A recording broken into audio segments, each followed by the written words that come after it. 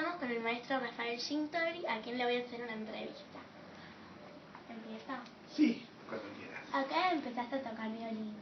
Mira, yo empecé a los 7 años, juntamente un poco con el piano, porque, bueno, en mi casa estaba mi tía que vivía con nosotros, que ella era cantante, era soprano, y conocíamos mucha gente del ambiente musical, y comencé a estudiar violín con un profesor que vivía cerca de casa, que trabajaba en la Sinfónica Nacional, Asprella.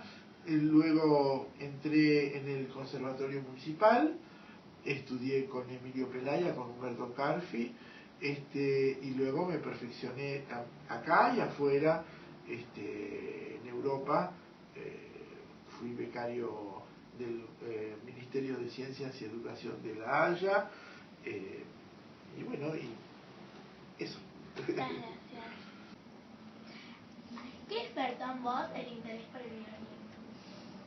Un poco la parte familiar, como te conté antes, mi tía cantaba, y yo con lo poco que sabía de música, a los 7 años, 8, 9, intentaba acompañarla también en el piano, porque estudiaba a su vez piano, estudié con varios maestros piano, también en el conservatorio. Y el violín fue también digamos que una forma de expresarme, pero de todos modos lo que pasa es que empecé tan chiquito, a los 7 años, que es algo que me gustaba, pero no te puedo decir ahora qué es el violín, porque era parte de toda la educación, era parte de la escuela, era parte de mi vida en sí, ¿no? Así que por eso. Venía a tocar.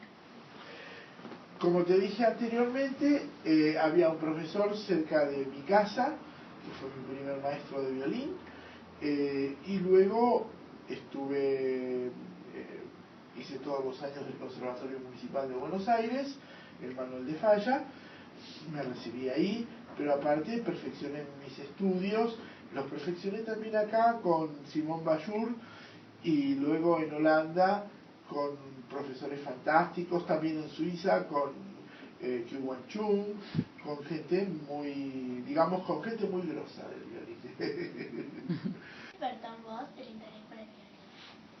Mira, conjuntamente con mi tía que vivía en casa, que cantaba, yo tengo un tío mío, que lamentablemente ya no lo tengo más, que había estudiado violín y tocaba muy bien el violín, aunque no era su profesión. Él luego se dedicó a otra cosa, siguió el camino de mi abuelo, también en distintos tipos de negocios, pero a él le gustaba mucho el violín, y yo estaba muy cerca de mi tío, y vivíamos escuchando música y sobre todo violín, así que todo eso me indujo hacia lo que es el violín. Viste que cuando uno es chiquito, sí, uno puede tener la idea clara de lo que quiere, pero de todos modos la conformación familiar, lo que te enseñan en casa a vivir, es lo que generalmente vos vas a ir yendo a hacer en tu vida, ¿no? Sí, gracias. ¿En qué lugares del mundo tocaste violín? ¿Y en dónde fue el que el público más te ovacionó? Mirá, en principio yo te voy a decir una cosa, que viví muchos años afuera del país, especialmente en Europa. Viví muchos años en Suiza, viví parte de mi tiempo en Holanda y en Alemania, y un gran periodo de 12 años en Italia. De todos modos, he tocado por distintas partes del mundo, he tocado en España, he tocado en Alemania, he tocado en muchísimas partes.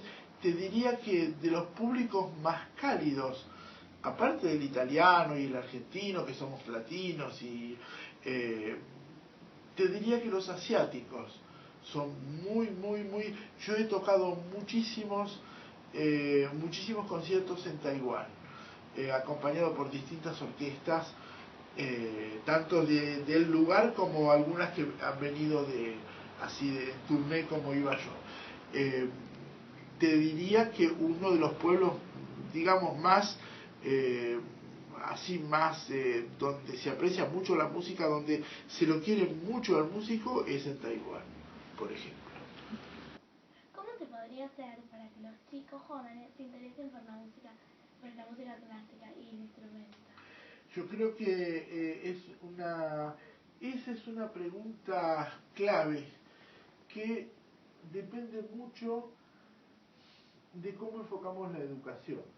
Y la educación en la escuela, la educación desde un jardín de infantes hasta una universidad. Probablemente nosotros tendríamos que tener, como por ejemplo en Estados Unidos, cada escuela, cada secundaria, cada primaria tiene su pequeña orquestita, tiene su pequeño grupo de cámara, tiene su grupo de brass que tocan, son los vientos. Eso probablemente Estados Unidos es el país más avanzado en ese tipo de cosas. Nosotros de todos modos tenemos algo muy interesante que, a pesar de que la música en general dentro de lo que es el grupo de clase media argentina se maneja más en una forma privada, hay unos planes especiales del gobierno argentino en este caso, que son las orquestas infantos juveniles, que están en los lugares más carenciados y que han tenido una gran explosión, y que en este momento hay varias orquestas, por ejemplo en Florencio Varela, en distintos lugares donde se extrae a los chicos muchas veces de lugares de una difícil convivencia, y se los educa en la parte musical, en la parte de tomar un instrumento, en la parte de integrar una orquesta. Eso fue un primer plan genial de un gran amigo, Abraham Abreu, que él lo implementó en Venezuela todavía mucho antes de que el señor Chávez fuese un gobierno. Eso tiene muchísimos años. Y Venezuela llegó a tener 110 grandes orquestas juveniles. La más famosa obviamente es la Simón Bolívar, que el año pasado tocó en el Colón, junto con Dudamel, que es uno de los grandes directores del momento, ¿no? ¿Cuáles son los distintos tipos de violines que existen? ¿Con cuál os tocas? Mira, violines existen en todo el planeta Tierra, y violines de distintos tipos, de distintos autores. Generalmente cada nación tiene también sus autores. Los grandes violines en general han sido los violines europeos, especialmente los italianos. Por eso tenemos a Stradivari, tenemos a Guarnieri del Gesù, tenemos a Pietro Guarnieri, tenemos tantísimos instrumentos que son de la más alta calidad, pero estamos hablando de instrumentos que en la mayoría fueron construidos, los grandes instrumentos, entre 1700 y fines del 800. Imagínate que ya pasaron muchos decenios y algún siglo. Luego tenemos los violines más modernos, que también tienen una gran calidad. Tenemos excelentes violines franceses, muy buenos. Entonces que hay un par de autores de violines, un par de constructores de violines, que nosotros los llamamos luthiers, que son famosos en el mundo entero, que son argentinos, que no están en este momento viviendo acá en Argentina. Uno está en Cremona, que es Gor, que es de Rosario, y otro que también está en Cremona, que es Roberts, no recuerdo ahora el nombre de pila, que es de la zona de Trelew, que es de la Patagonia Argentina. Y son dos grandes constructores de violines. Acá hubo también y ahí está el hijo ahora acá en casa, que construye muy lindos violines. En mi caso, yo tengo un violín francés de comienzos del siglo XX, que ha ganado un premio de sonoridad en Bruselas,